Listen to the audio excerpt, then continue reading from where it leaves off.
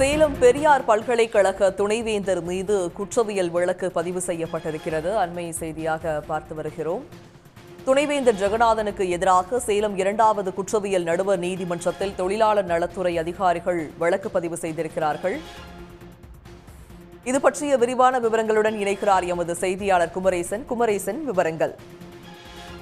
அதாவது சேலம் பெரியார் பல்கலைக்கழகத்தில் பணியாற்றி வந்த தொழிலாளர்கள், அதாவது தொழிற்சங்க நிர்வாகிகளான சக்திவேல், கனிவண்ணன், கிருஷ்ணவேணி, செந்தில் ஆகிய 4வரையும் சட்டவிரோதமாக பணி நீக்கம் செய்ததாக புகார் எழுந்தது. இதனை எதிர்த்து பாதிக்கப்பட்ட அந்த தொழிற்சங்கத்தைச் சேர்ந்த 4 பேரும் தொழிலாளர் நல ஆணையத்தில் ஏற்கனவே புகார் அளித்திருந்தனர்.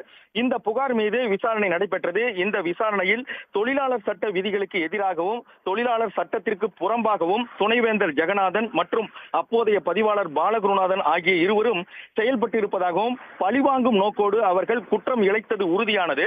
இதனை அடுத்துதான் தொழிலாளர் நல செயலாளர் அவர்கள் கடந்த மாதம் இவர்கள் மீது வழக்கு தொடரலாம் என சேலம் தொழிலாளர் நல பிரிவுக்கு அரசாணை அனுப்பியிருந்தனர். அந்த அரசாணை ஏற்கனவே கடந்த வாரத்தில் அதாவது பெரியார் பல்கலைக்கழக துணைவேந்தர் ஜெகநாதன் மற்றும் பாலகுருநாதன் ஆகிய இருவரிடமும் நேரடியாக வழங்கப்பட்டது.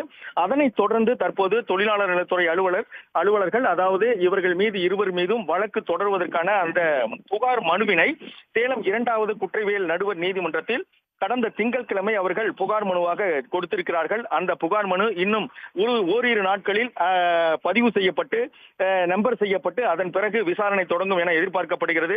விசாரணை தொடங்கும் பட்சத்தில் அதாவது சேலம் பெரியார் பல்கலைக்கழக துணைவேந்தர் ஜெகநாதன் மற்றும் பாலகுருநாதன் ஆகிய இருவரும் அவர்கள் நீதிமன்றத்தில் ஆஜர்படுத்தப்பட்டு இந்த விசாரணைக்கு உட்படுத்தப்படுவார்கள் என எதிர்பார்க்கப்படுகிறது. இந்த செய்தியானது பெரியார் பல்கலைக்கழக வட்டாரம் மட்டுமல்லாமல் தமிழகத்தில் உள்ள பல்கலைக்கழக வட்டாரத்தில் ஒரு பரபரப்பையும் அதிர்ச்சியையும் ஏற்படுத்தி இருக்கிறது.